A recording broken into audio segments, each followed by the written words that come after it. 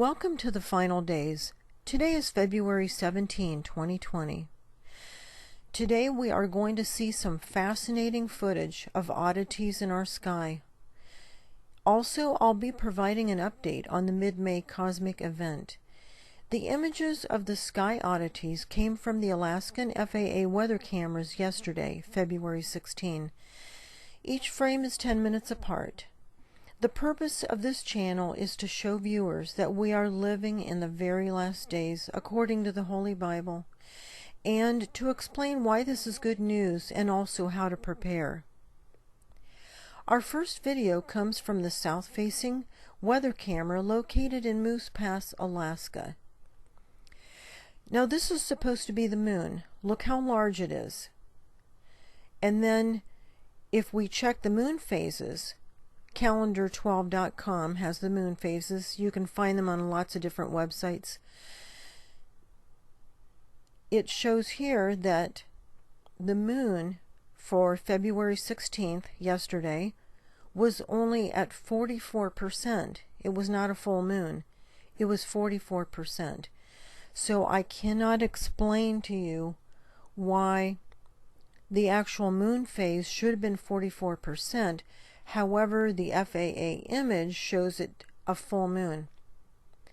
And then also in one of these images, if you'll notice, the moon looks like a wagon wheel in one of these frames.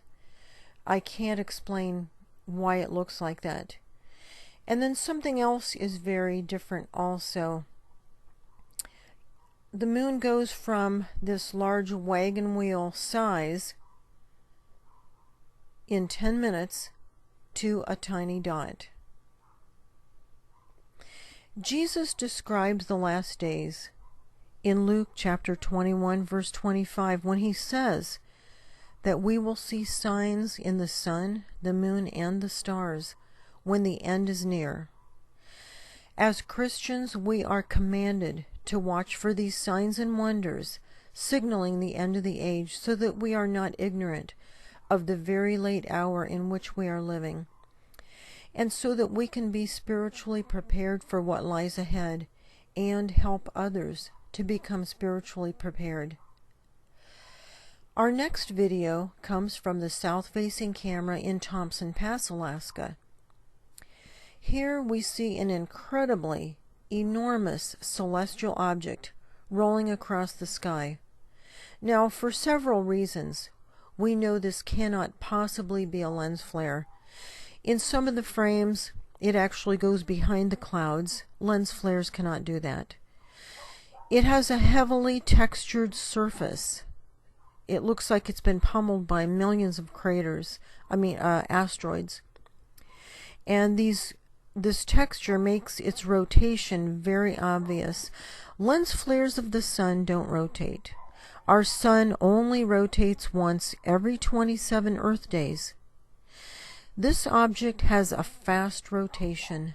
Normally, images such as these are quickly removed from these cameras before the public has access to them.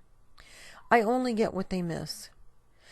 This object is part of an approaching planetary system that has intermingled with our own solar system.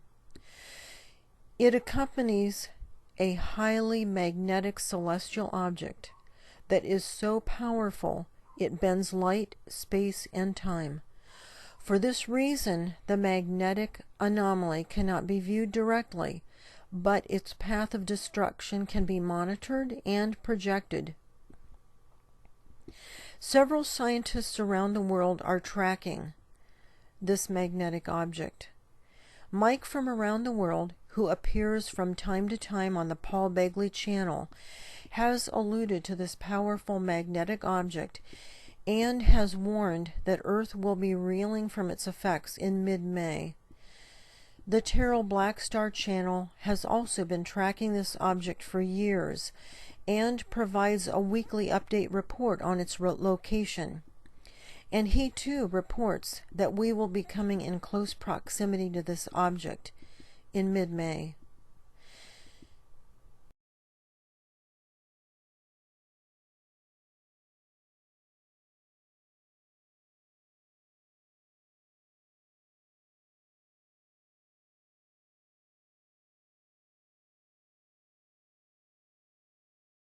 These images come from inthesky.org, which provides a view of the solar system for any particular date. The blue object in the bottom right corner represents the approximate location of the magnetic anomaly. Now, this is only an approximate location, and this is only a representation. The magnetic anomaly is not nearly this large. It's actually small. And I obtained the approximate location from watching the Terrell Black Star report. Terrell has mentioned several times that this object will come closest to Earth during the month of May, but he was unsure of the exact year. And for years, Terrell has also been saying that the year of Earth's closest pass to this object is the same year that a contagion will be released. I cannot mention the name of that disease without getting censored and shadow banned even worse than I already am, but I think most people know what illness I'm referring to. Several months ago, Homeland Security warned all citizens to have a minimum of 6 months' supply of food and water on hand. This is one way for you to protect yourself and your family. Earthquakes and volcanic activity are up more than 500% over past decades. And as Earth travels toward this object, and if you look at the screen, you'll see that we are traveling toward that blue. It's not really blue. I made it blue. But we're traveling toward that blue object. That's the magnetic anomaly. And as we do travel toward this object, volcanic activity worldwide will continue to increase, and tectonic plate disturbances will also continue to increase. Earth's core has been heating up, and this too will increase. Almost no mention is made of any of this by mainstream media. Sister Jackie Julian received a word from the Lord just a couple months ago saying that 2020 is the year of all things. Of course, we do not know the day or the hour, but 2020 is the year of all things. The Terrell Black Star channel reports that recently many people have been having dreams about a mid-May worldwide event. Here's some good news about this. The Bible tells us in several places that Jesus has promised to remove his faithful followers from earth before God's wrath is unleashed upon the earth. This is commonly called the rapture, which will take place quickly and quietly. The New King James Version of Luke chapter 21 verse 36 reads, "Watch therefore and pray always, that you may be counted worthy to escape all these things that will come to pass." Jesus is referring to God's wrath. He is saying that those who are counted worthy will escape all of God's wrath.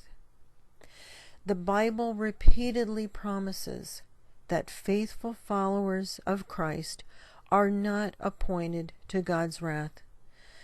To be counted worthy, we must be living in holiness. A link in the description box below discusses what holiness is and how to achieve it.